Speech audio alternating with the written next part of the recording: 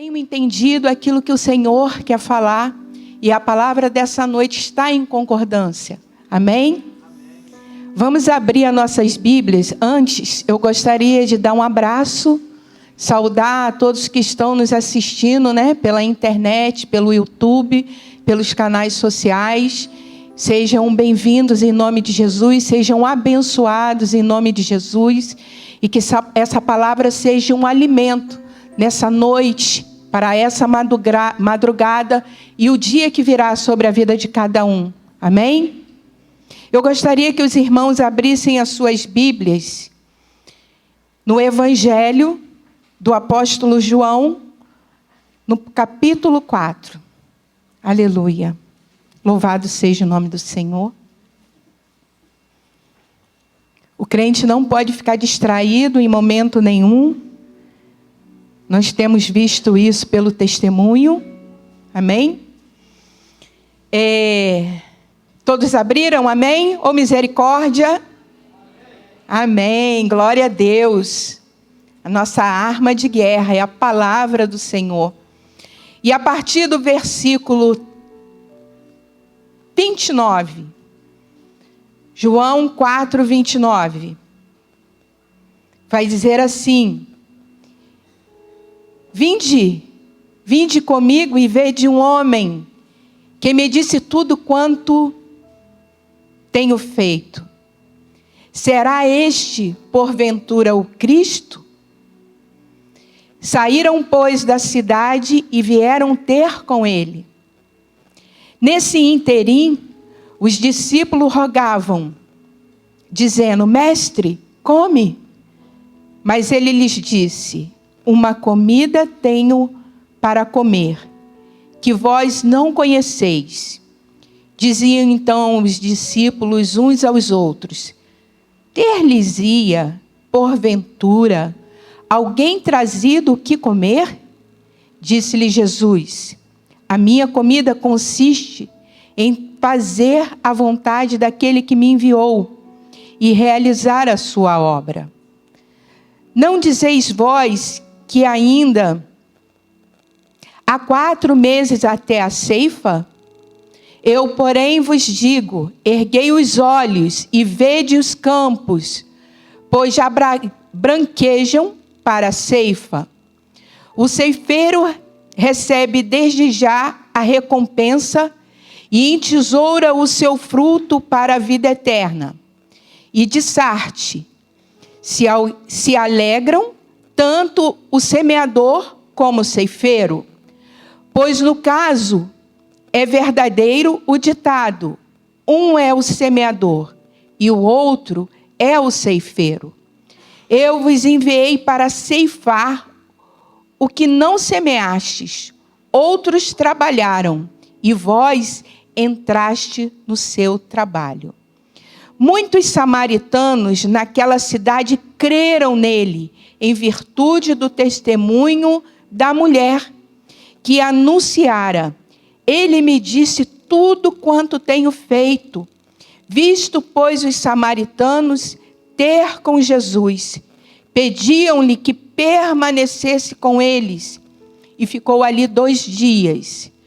Muitos outros creram nele por causa da sua palavra, e diziam à mulher: já agora não é pelo que disseste que nós cremos, mas porque nós mesmos temos ouvido e sabemos que este é verdadeiramente o Salvador do mundo.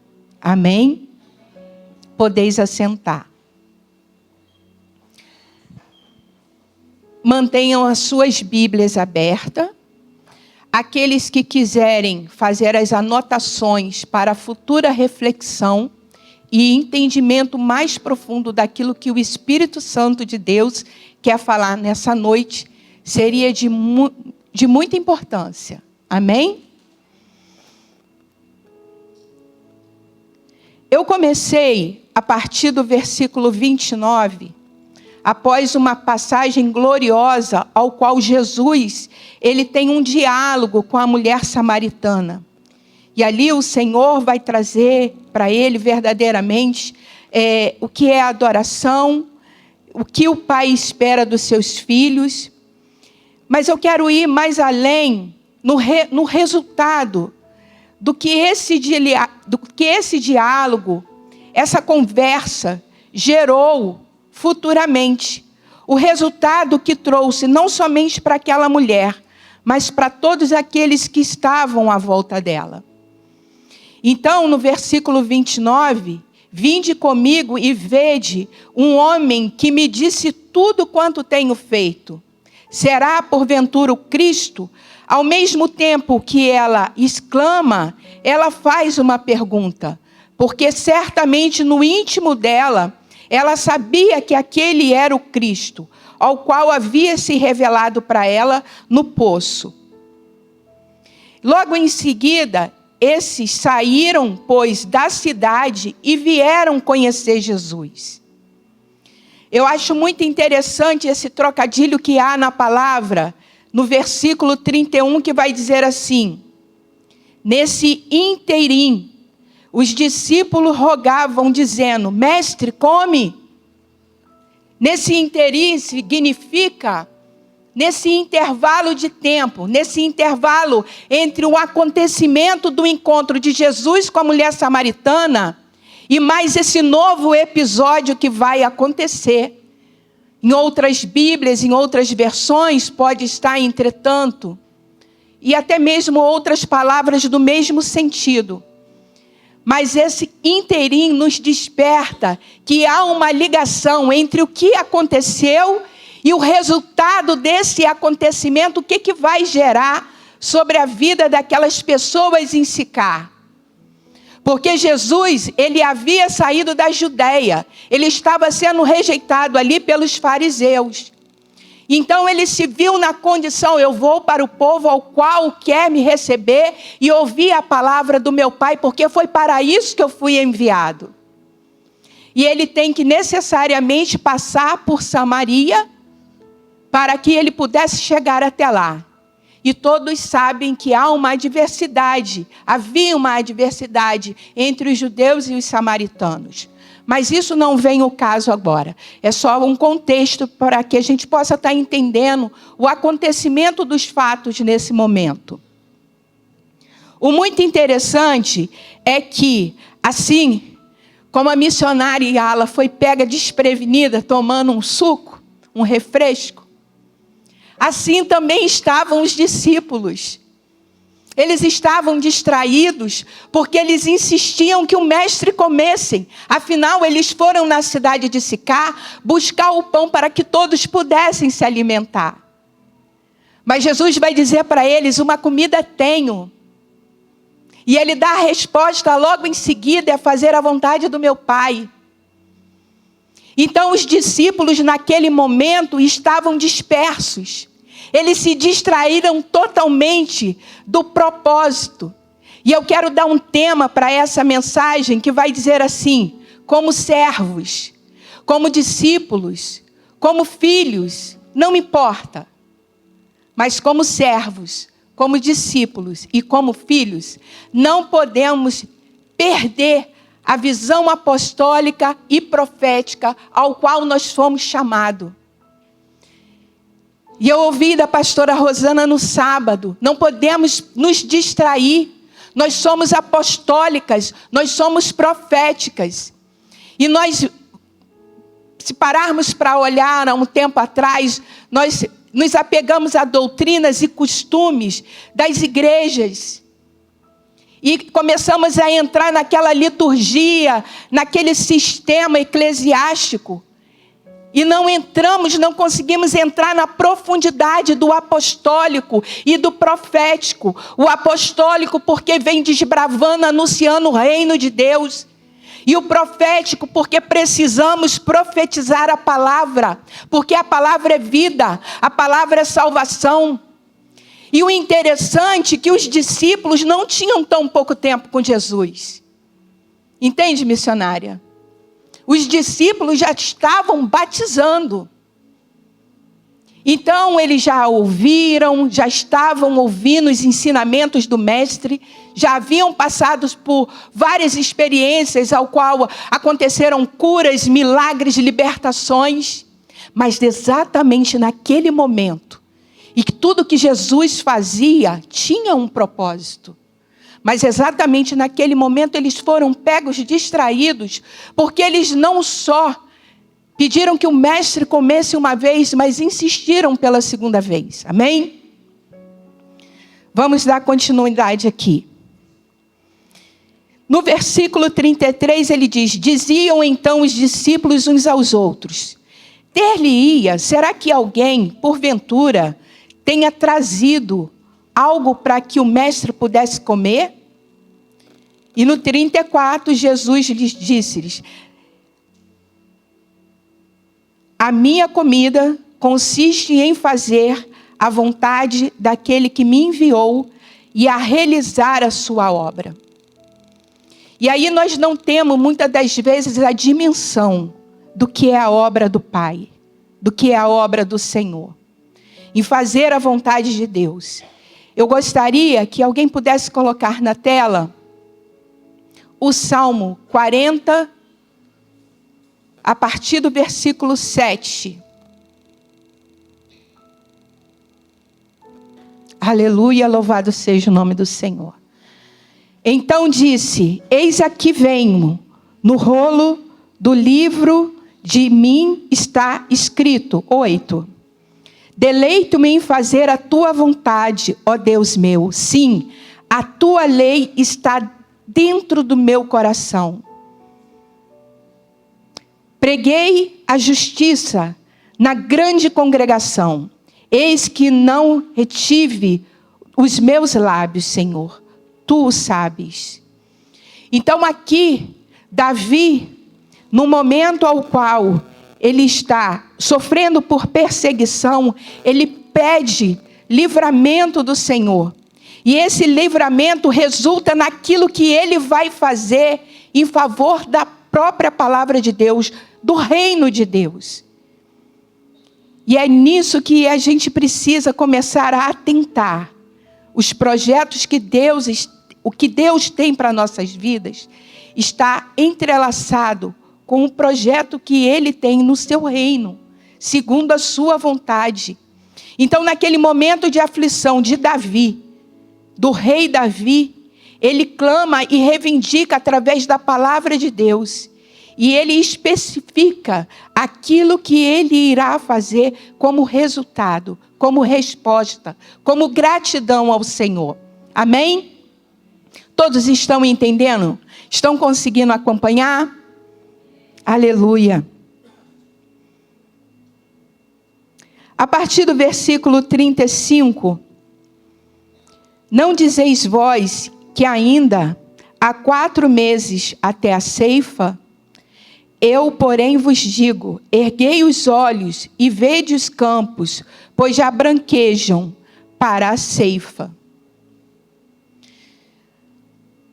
Antes de trazer um pouco mais de detalhes a respeito desse versículo, em Hebreus, no capítulo 10, versículo 9, vai falar do plano de redenção, da salvação da humanidade, através do sacrifício de Jesus Cristo e a ressurreição. Esse plano de salvação, a palavra de Deus, a obra de Deus sobre a vida de Jesus, havia um alinhamento, uma concordância naquilo que o Pai queria com o que o Filho fazia. Ele não estava ali somente para obedecer, mas havia ali um alinhamento. Ele estava ali pela vontade dele, por amor àquilo que o Pai estava fazendo. E, na verdade, era a vontade do Filho também. E muitas das vezes nós achamos que é suficiente só obedecer. Mas é necessário que haja também um alinhamento dentro daquilo que temos que fazer. Porque precisamos saber que é o melhor. É em favor da humanidade. Jesus Cristo morreu por amor à humanidade, por aqueles que ainda seriam alcançados, não somente naquele tempo, mas nos tempos vindouros. Amém? Há outros versículos também, como João 6,38, como João 17,4, que vai testificar a obra de Deus, testificada no próprio Senhor, em comunhão, em unidade. E entrando agora, nesse versículo 35, Jesus expressa aos seus discípulos o tempo da colheita. Algumas versões bíblicas vai vir, como nós lemos aqui, branquejaram. Estão branquejando. Branquejar é um verbo. E esse verbo está também no grego. E ele tem um significado de algo que seja permanente, que seja em todo o tempo. Em outras versões, vai ao invés de vir branquejaram ou branquejando, brancos. E aí vai dar uma conotação de que seja algo falando no sentido humano. Porque Jesus, ele falava muito por parábolas, mas ele usou uma metáfora nesse momento, até mesmo uma comparação. Os judeus sabiam o tempo certo da colheita do trigo, porque o trigo começava a ficar esbranquiçado. Mas quando Jesus usa o termo, o verbo, branquejar, significa que essa colheita precisa ser feita em todo tempo, em toda circunstância, a qualquer momento. É onde os discípulos se perderam. Por quê? Porque naquele momento eles estavam pisando num território ao qual poderia ter sido anunciado a palavra de Deus. Almas ali poderiam já ter sido tocadas, quebrantadas, quando eles foram visitar Sicar e buscar o pão. O que eu quero trazer para os nossos dias, que muitas das vezes nós deixamos de ser cristãos. E somos cristãos somente por algum momento. Talvez por distração, talvez ainda porque não temos a percepção do chamado que nós temos debaixo do apostólico e do profético. E nós vamos ao mercado e fazemos compras, pegamos as filas de banco, ou estamos na escola, estamos na faculdade e nos distraímos de quem verdadeiramente somos. Observe que o tema é como servo, ou como discípulo, ou como filho. Nós temos um chamado, e esse chamado está debaixo do desígnio do apostólico e do profético. E nós, muitas das vezes, deixamos de viver isso. Eu falo por mim mesma. Por quê? Muitas das vezes eu era cristã dentro da igreja, falava da palavra de Deus dentro da igreja, louvava dentro da igreja, mas deixava de falar do amor do Pai e da obra do Pai que foi testificada no Filho, quando estava no trabalho, quando estava na fila do banco, quando estava no consultório médico. E eu falei para o meu Deus, Senhor, eu não quero mais. Eu não quero só sair e falar do teu amor, da tua obra de salvação, do teu sacrifício na cruz e a sua ressurreição somente quando eu estiver em missões. Eu quero que seja algo constante. Eu quero que seja como o verbo branquejaram na minha vida. Que seja algo permanente. Que seja algo de contínuo. E o interessante é que eu orava dessa forma. E na semana que eu pedia ao Senhor, Ele me abençoou. Eu vi ali que eu estava orando segundo a vontade do Pai. E teve um dia que eu precisei sair. Eu estava com a minha mãe, fui levar ela ao médico. E às vezes minha mãe fica com medo, porque a gente começa a conversar e ela vai muito para a fisionomia, né? As caricaturas. Muitas das vezes a pessoa suspende a sobrancelha, franze a testa, torce a boca e ela fica com medo. E a gente vai falando. Mas teve um dia que foi muito especial, porque depois do consultório nós fomos almoçar. E almoçando ali nós conhecíamos uma pessoa e eu tive a oportunidade de orar por ela. E ver que a fisionomia daquela mulher havia mudado. E aí, naquele mesmo dia, eu estava debaixo de uma unção muito gloriosa. E eu fui visitar uns parentes no meio do caminho que há muito tempo não via. E quando eu cheguei lá, que nós chegamos, sentamos no sofá, e eu comecei a pregar.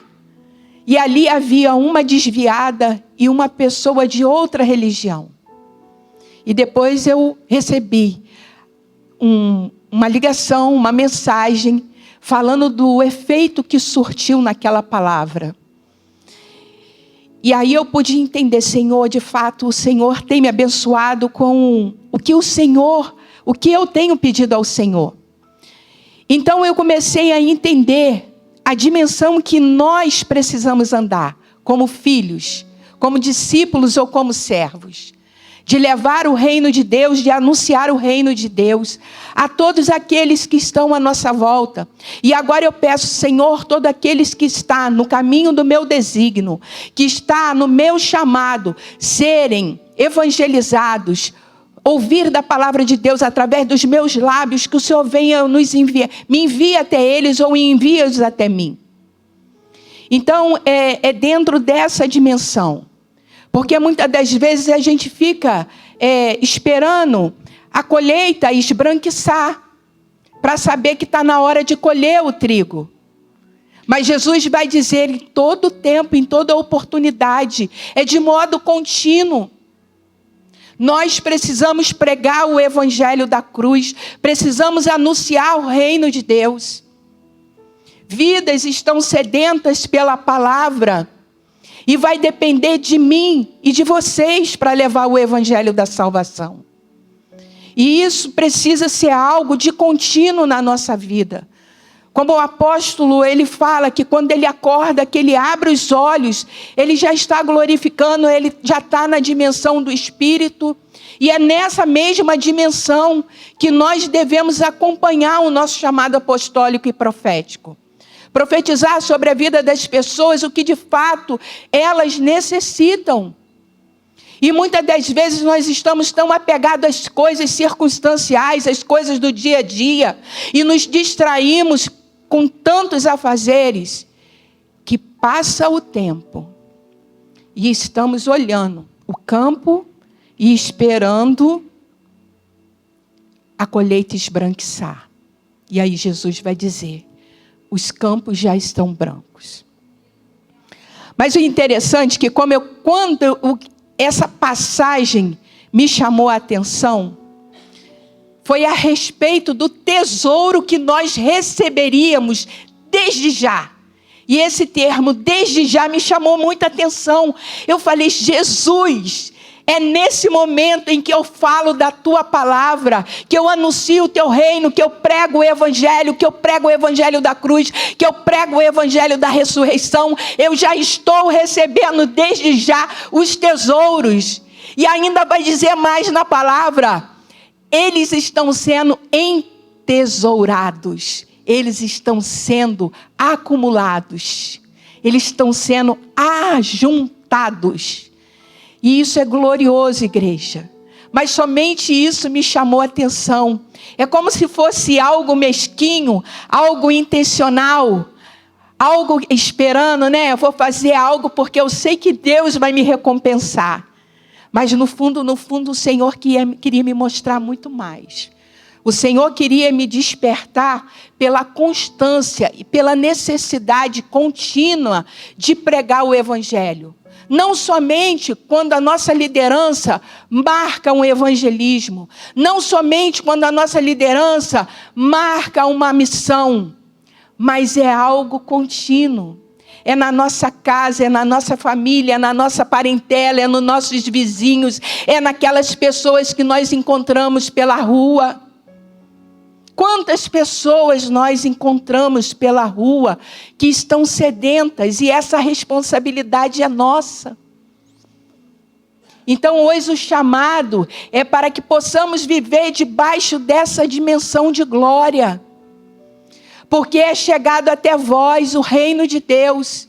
E o Senhor Jesus vai dizer, se eu curo, se eu expulso demônios, se eu ressuscito os mortos, é porque é chegado o reino dos céus, é chegado o reino de Deus. E muitas das vezes nós ficamos estáticos, paralisados.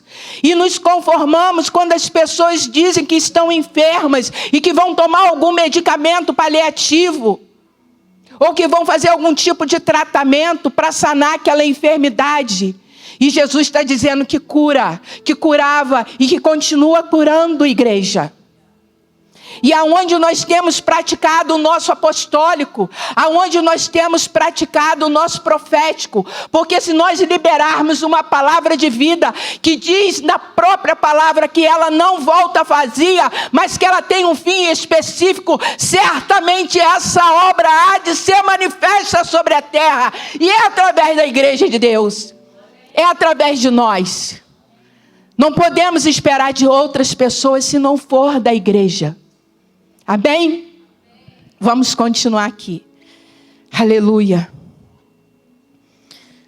Louvado seja o nome do Senhor. E aí no versículo 36, Jesus vai dizer assim. Antes, no versículo 35, onde Jesus fala do tempo da colheita, a Bíblia de Genebra e a Bíblia Strong, ela vai exatamente utilizar essa palavra branquejar, esse verbo. A categoria dele é de verbo. Então, ela transmite uma intenção ou ideia de em todo tempo ou situação. Mateus 9, 35, 38. Poderia colocar na tela? Seria possível? Aleluia. Mateus 35, 38, do 35 ao 38. Aleluia, louvado seja o nome do Senhor. Jesus ia passando por todas as cidades e povoados, ensinando nas sinagogas, pregando as boas novas do reino e curando todas as enfermidades e doenças. 36. E vendo as multidões, teve grande compaixão delas, porque andavam cansadas e desgarradas, como ovelhas que não têm pastor. Então, disse aos seus discípulos: a ceifa é realmente grande, mas poucos os obreiros. Naquele tempo, a necessidade da seara já acontecia. E a seara é o resultado entre o plantio e a colheita.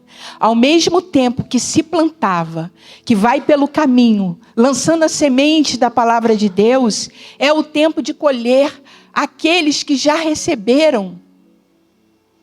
Então hoje nós somos chamados como obreiros. E eu escuto muito a pastora Rosana falar para que nós venhamos a nos despertar e nos posicionarmos diante daquilo que é o nosso chamado. A proposta de reino para nossas vidas. Porque outros virão e farão em nosso lugar. Até aqui todos estão entendendo. Aleluia. Glória a Deus. Eu me sinto um pouco nervosa, mas eu acho que é assim, uma das primeiras vezes, né?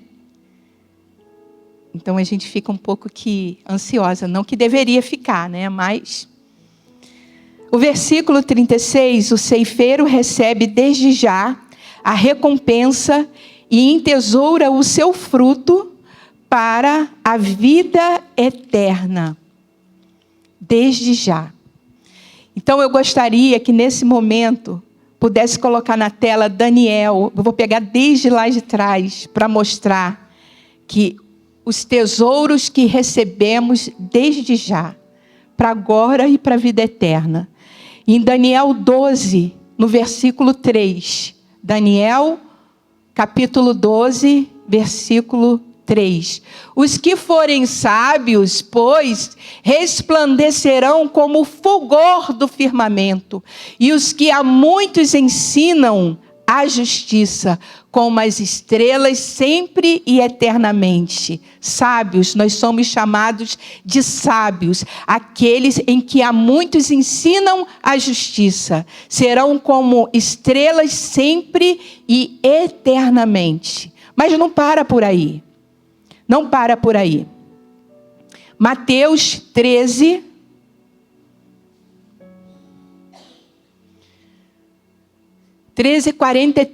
Mateus 13:43. Então os justos resplandecerão como o sol no reino de seu Pai. Quem tem ouvidos para ouvir, ouça. Então em Daniel nós seremos como estrelas eternamente. E em Mateus nós seremos como sol eternamente. Tá ficando bonito? Olha que coisa linda é Romanos 6, versículo 22. O que vai dizer dos tesouros que são entesourados desde já. Mas agora, libertados do pecado e feitos servos de Deus, tendes o vosso fruto para a santificação e, por fim, a vida eterna. Então, o fruto que resulta da obra do Senhor em nossas vidas, os tesouros ao qual recebemos desde já, é a nossa santificação, que temos como fruto, e o resultado dessa santificação nos leva à vida eterna. E eu sei que muitas das vezes é difícil, mas não é impossível a gente viver dentro desse propósito que Deus nos chama.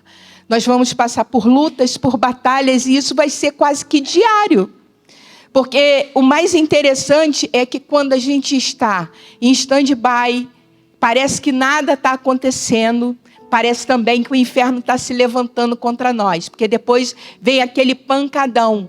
Mas a gente não pode olhar para as coisas desse mundo. A gente não pode se prender aos acontecimentos desse tempo, mas sim as promessas que o Senhor tem para a vida eterna. Amém? Aleluia. Louvado seja o nome do Senhor. No verso 37.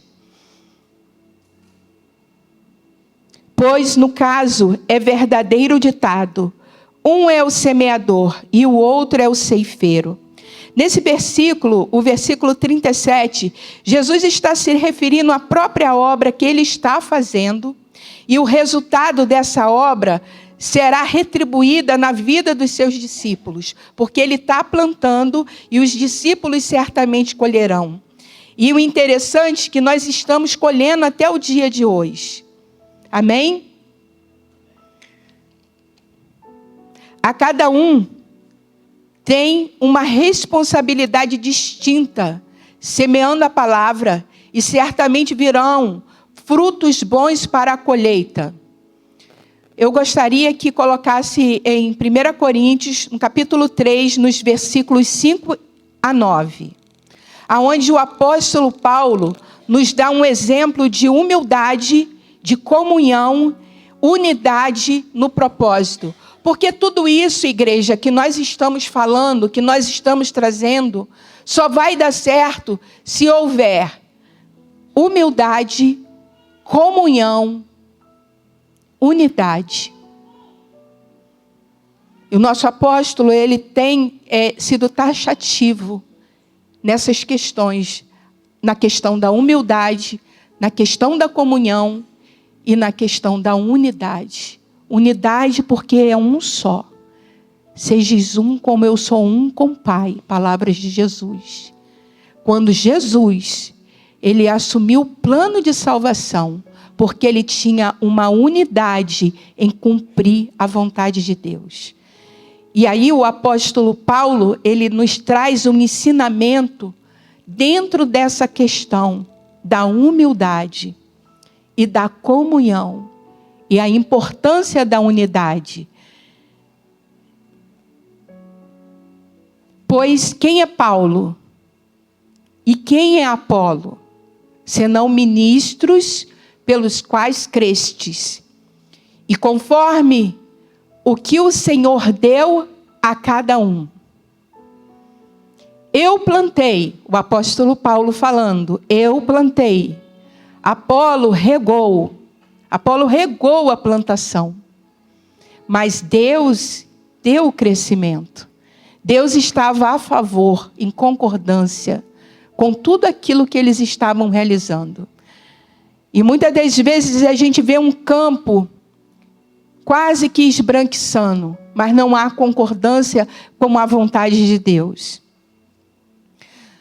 O versículo 7 vai dizer assim: por isso, nem o que planta é alguma coisa, nem o que rega, mas Deus que dá o crescimento. 8.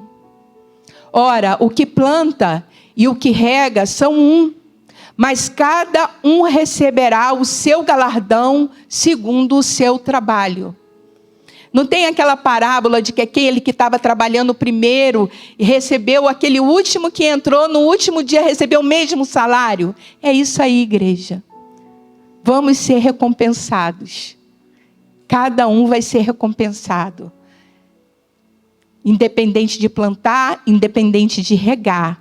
Mas cada um receberá o seu galardão segundo o seu trabalho. O 9, para fechar. Aleluia. Porque nós somos cooperadores de Deus. Vós sois lavoura de Deus e edifício de Deus. Então, ao mesmo tempo que colaboramos para construir, nós somos edificados em Deus. Amém? Posso ouvir um glória a Deus? Aleluia! Aleluia! Louvado seja o nome do Senhor! Agora sim. O versículo 38. Versículo 38 nos diz: eu vos enviei para ceifar o que não semeastes, outros trabalharam e vós entrastes no seu trabalho. É como o resumo de 1 Coríntios 3, 5, 9 que nós acabamos de ler. Mas eu quero concluir essa mensagem nesses versículos finais, do 39 ao 42, e eu vou lê-lo novamente. Muitos samaritanos naquela cidade creram nele, em virtude do testemunho daquela mulher samaritana, que anunciara: ele me disse tudo quanto eu tenho feito. Vindo, pois, os samaritanos ter com Jesus, conversar com Jesus, ouvir do reino, a respeito do reino, da boca do nosso próprio Senhor Jesus Cristo, pediam-lhe que permanecesse com ele. E ficou ali Jesus em Sicar, naquela cidade, 2 dias, ensinando, curando, libertando. Amém? Muitos outros creram nele, por causa da sua palavra.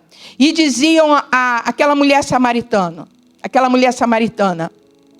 já agora, não é pelo que disseste que nós cremos, mas porque nós mesmos temos ouvido e sabemos que este é verdadeiramente o Salvador do mundo. Igreja, tem dimensão da importância desse último versículo? Tem dimensão desse propósito? Do nosso propósito no reino de Deus? Não é só de levar as pessoas, mas é levar as pessoas a conhecer a palavra de Deus e eles se tornarem servos, e eles se tornarem discípulos, e eles se tornarem filhos. Esse é o compromisso da igreja apostólica. Esse é o compromisso da igreja profética. Anunciar a palavra de Deus, mas fazer de um modo, tratar de uma maneira que eles mesmos terão e buscarão, terão necessidade da comunhão com o Pai. Desejarão estar na presença do Senhor. Buscarão por essa presença. Hoje, eles dizem, hoje eu não necessito mais de crer pelo que tu dizes, pelo teu testemunho, pela tua experiência, mas é porque eu já tenho vivido com Ele, é porque o que eu tenho ouvido dEle. Então eles estão testificando em um nível ao qual o Senhor Jesus fala conosco. O Senhor Jesus se revelou para nós também. Entende isso, igreja? O compromisso que temos, ao mesmo tempo que somos servos, fazemos discípulos.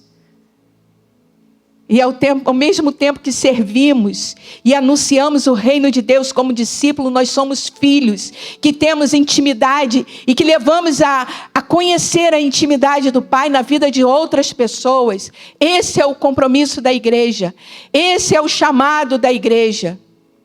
E hoje, como servos, e hoje, como discípulos, e hoje, como filhos de Deus, nós não podemos perder o chamado que temos como apostólicos e proféticos, constantemente, diariamente.